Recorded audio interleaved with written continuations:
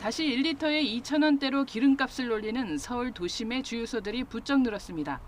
지난 여름 좀 내려가나 싶었던 주유소 기름값은 9주째 상승 일로에 있습니다.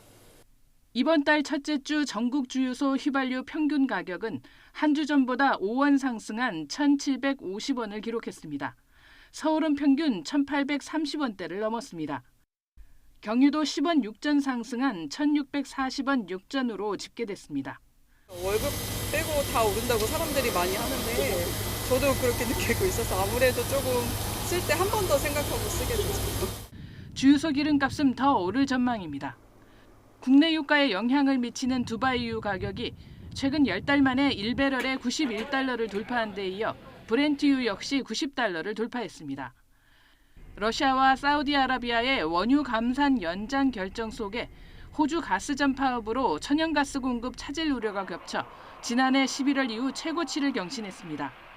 국제유가가 2주 정도 뒤 국내에 반영된다는 점을 감안하면 지금의 급등세는 추석 즈음 국내에 추가로 영향을 미치게 됩니다. 다시 3%대로 올라선 소비자 물가에 기름값까지 가세해 물가 고삐가 풀어진다면 내수와 기업 실적 악화로 정부의 상저하고 전망이 흔들릴 수도 있습니다. 기준금리를 결정하는 한국은행 셈법도 복잡해집니다. 9월 중순부터 12월 말까지 그 상승세가 이어진다고 하면은 분명히 상품 수지를 줄이는 요인으로 작용할 겁니다. 국제유가가 적어도 연말까지 강세를 이어갈 것이라는 전망이 나오는 가운데 중국 경기 향방과 이란, 베네수엘라산 원유에 대한 관심이 쏠리고 있습니다. YTN 이승은입니다. 치솟는 국제유가에 투자 심리가 위축되면서 한 주간 우리 증시와 환율도 약세를 면치 못했습니다. 국내 평균 휘발유 값도 어느덧 1,800원 선을 위협하고 있는데 국제 유가가 반영되기까지 2, 3주의 시차가 있다는 걸 고려하면 오름세는 한동안 이어질 전망입니다. 이 추세로 가면 국내 기름값이 2,000원대를 돌파했던 지난해 여름 상황이 되풀이될 수 있다는 우려가 나옵니다. 지난달 소비자 물가 상승률은 한국은행의 예상을 살짝 웃돈 3.4%. 한은은 그럼에도 하반기 물가 상승률이 완만하게 둔화할 것이라는 기존 전망을 견지하고 있는데 다만 이 전망은 국제유가를 브렌트유 기준 배럴당 84달러로 전제하고 있습니다.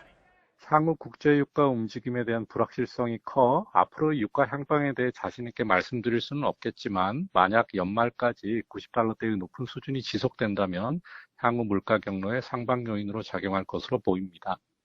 소비자 물가 상승폭이 다시 확대되면 한국은행은 기준금리 인상 압박을 받을 수밖에 없습니다. 기준금리는 지난 2월부터 연 3.5% 동결이 이어지고 있는데 한은은 아직 3.75%까지 인상 가능성을 열어두고 있습니다.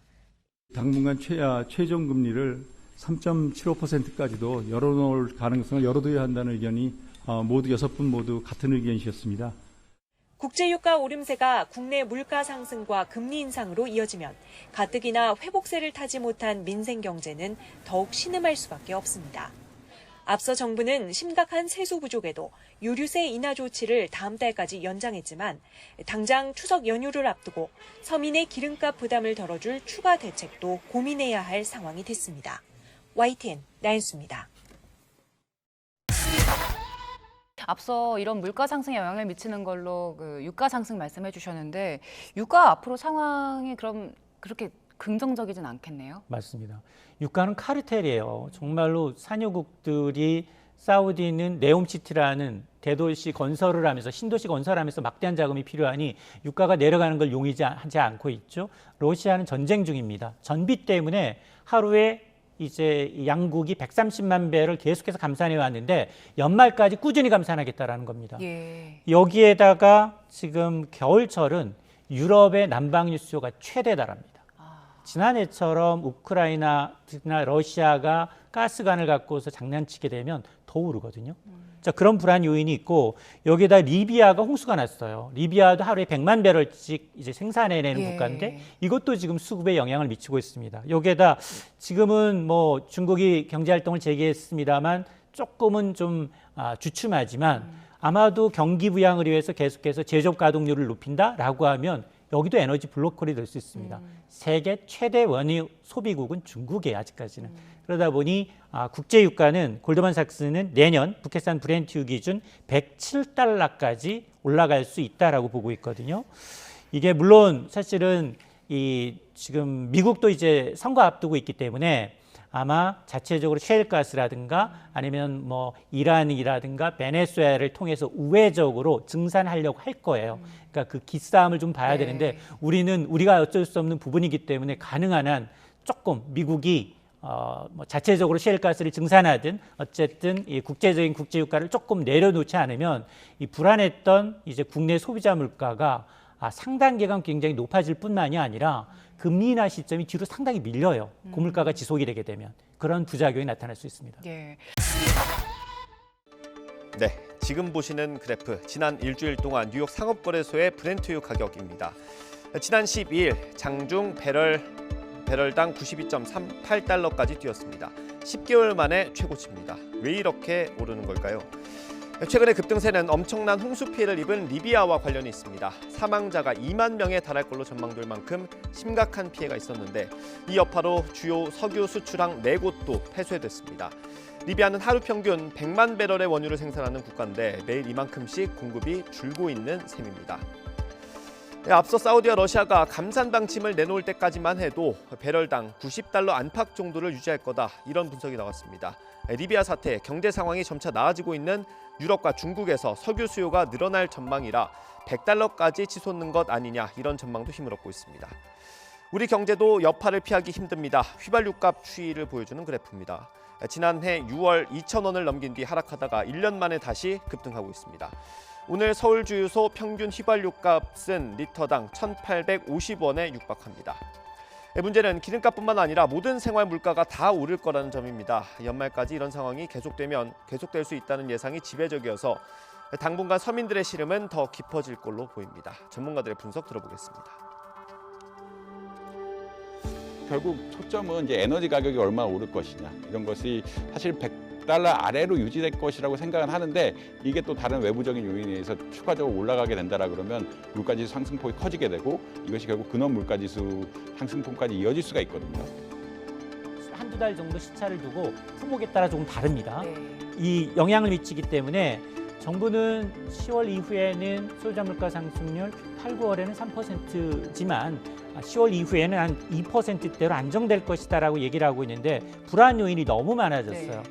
일단 국제유가 불안 요인도 이제 우리가 통제할 수 없는 바뀐 데다가 정부가 2개월 연장했던 유류세 인하 조치 10월 말에 끝나요. 이게 지금 세수 부족 때문에 이거 당장 끝내야 되는데 추가 연장해야 돼.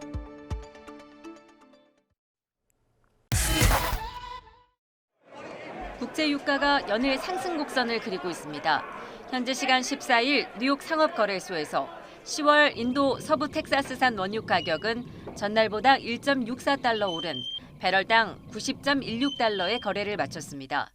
유가가 배럴당 90달러를 웃돈 것은 지난해 11월 이후 10개월 만입니다. 11월 인도 브렌트유 가격도 1.82달러 오른 배럴당 93.7달러로 올해 최고치를 또 경신했습니다. 최근 계속되는 유가 오름세는 사우디아라비아와 러시아가 감산 연장을 발표한 데 따른 영향입니다. 사우디아라비아는 하루 100만 배럴의 자발적 감산을, 러시아는 하루 30만 배럴의 원유 수출 감축을 연말까지 연장하면서 우려를 키웠습니다. 여기에 글로벌 원유 공급 둔화로 원유 재고 하락이 예상된다는 미 에너지 정보청의 보고서가 나오면서 공급 차질 우려는 더욱 커졌습니다. 또 석유 수출국 기구 오펙 회원국인 리비아에서 대홍수가 발생한 것도 악재가 됐습니다. 하루 평균 약 100만 배럴의 원유를 생산하는 리비아에서 홍수 피해 규모가 워낙 커 원유 수출에 차질이 생길 것으로 예상됐기 때문입니다. 전문가들은 여기에 오펙 산유국들이 생산과 수출을 계속 억제하는 상황이라 당분간 유가 상승세는 계속될 것으로 보고 있습니다. 월가 일각에서는 유가가 연말까지 배럴당 100달러 수준에 달할 것이라는 전망도 나오고 있습니다. 이처럼 거침없는 국제유가 상승세 속에 미국 내 인플레이션이 다시 고개를 들 조짐을 보이고 있습니다. 전날 나온 미국 8월 소비자 물가지수는 지난해 같은 달 대비 3.7% 오르면서 시장 예상치를 웃돌았습니다. N은 지난해 6월 이후 14개월 만에 가장 큰 폭의 상승률입니다. 계속되는 유가 상승이 물가를 다시 끌어올리면서 다음 주 예정된 통화정책회의에서 미 연준이 또다시 긴축의 고삐를 당길지 주목됩니다. YTN 최영주입니다.